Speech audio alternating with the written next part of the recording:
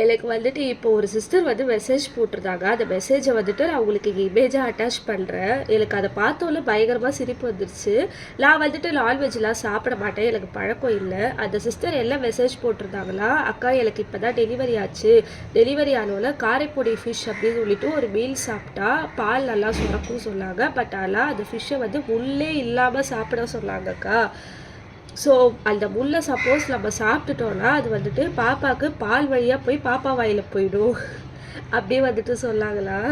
எனக்கு சத்தியமாக புரியல, அது எப்படி பால் வழியாக பாப்பா வாயில் அந்த முள்ளு போகும்? அப்போ நம்ம சாப்பிட்றது நம்ம வயிற்றுள்ள போகாதா? இன்னொரு கொஷின் கேட்டிருந்தாங்க. அக்கா எங்கள் வீட்டில் சொல்கிறாங்க பாப்பா துணியை ரொம்ப நேரம் ஊற வச்சா பாப்பாவுக்கு சளி பிடிக்கும். ஏங்க நம்ம ஈரமாவா எடுத்துகிட்டு போய் பாப்பா உடம்புல ட்ரெஸ்ஸை போட போகிறோம்? எனக்கு சத்தியமாக இதெல்லாம் புரியவே இல்லை. எங்கேருந்து இந்த மாதிரிலாம் யோசிக்கிறாங்க? நம்மளுக்கு அந்த மாதிரிலாம் யோசிக்க தோணவே மாட்டேங்குது.